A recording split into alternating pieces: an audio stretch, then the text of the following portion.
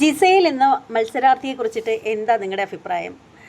സത്യത്തിൽ എനിക്ക് അവരെക്കുറിച്ചിട്ടുള്ള അഭിപ്രായം എന്ന് പറഞ്ഞാൽ സൈലൻറ്റ് കില്ലർ എന്ന് പറയുന്നത് പോലെ സൈലൻറ്റ് ഗെയിമറാണ് അവർ. അടിപൊളിയായിട്ട് കളിക്കാൻ അറിയാം. അവരാരോടും ഒച്ച വെക്കണ്ട, ആരോടും ബഹളം വെക്കണ്ട, വഴക്കിന് പോകണ്ട, ഒന്നും വേണ്ട. അവർ ഒരിടത്ത് ഇരുന്നാൽ മാത്രം മതി. സകല കാര്യങ്ങളും അവരുടെ കൈവെള്ളയിൽ ഇങ്ങനെ ഭദ്രമാണ്. കാരണം അവർക്ക് വേണ്ടിയിട്ട് പടവെട്ടാനായിട്ട് വീടിനുള്ളിൽ ഒരു കൂട്ടം ജനങ്ങൾ തന്നെയുണ്ട്. ശരിക്കും അതാണ് ജിസൈലിൻ്റെ ഗെയിം എന്ന് പറയുന്നത്.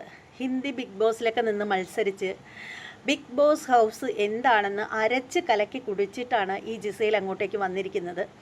ആരോടും അധികം ഒരുപാട് വഴക്കിനൊന്നും പുള്ളിക്കാരത്തി പോവാറില്ല.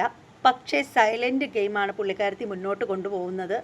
ഇപ്പോൾ ഒരു കൂട്ടം ആളുകൾ, ഇപ്പോൾ അക്ബർ ആയാലും എന്തിന് രേണുസുതി ആയാലും അതുപോലെ സരികയായാലും ആര്യനായാലും അങ്ങനെ കുറേ ആളുകളുണ്ടല്ലോ, നവീൻ, ആദില, നൂറ, ഇങ്ങനെ കുറേ അധികം ആളുകൾ അവരുടെ ഒരു കൈവെള്ളയിൽ ഇങ്ങനെ സ്ട്രോങ് ആയിട്ട് പിടിച്ചു വെച്ചിരിക്കുകയാണ് പുള്ളിക്കാരത്തി എന്തു പറയുന്നോ അതാണ് അവിടെ എല്ലാവരും സാധിക്കുന്നത്. ഇപ്പോൾ ഏതൊരു സംഭവത്തിന് ഒരാളുടെ പേര് നിർദ്ദേശിച്ചു കഴിഞ്ഞാൽ അപ്പോഴേ എല്ലാവരുടെയും വായിൽ വരുന്ന പേരെന്ന് പറഞ്ഞാൽ ജിസൈൽ എന്നുള്ളൊരു പേരാണ്.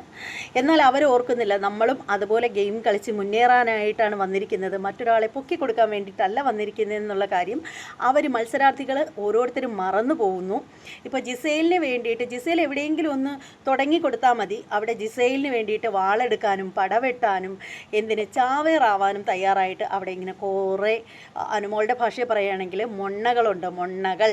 അപ്പോൾ എന്തായാലും ഇതേക്കുറിച്ചിട്ടുള്ള നിങ്ങളുടെ അഭിപ്രായം എന്താണെന്ന് വെച്ചാൽ നിങ്ങൾ കമൻറ്റ് ബോക്സിൽ രേഖപ്പെടുത്തിക്കോളൂ. ചാനൽ സബ്സ്ക്രൈബ് ചെയ്തിട്ടില്ലാത്തവരാണെങ്കിൽ ഒന്ന് സബ്സ്ക്രൈബ് ചെയ്യാനും മറക്കരുത്. അപ്പോൾ ഇനി അടുത്ത വീഡിയോയുമായിട്ട് വീണ്ടും കാണാം. എല്ലാവർക്കും ബൈ.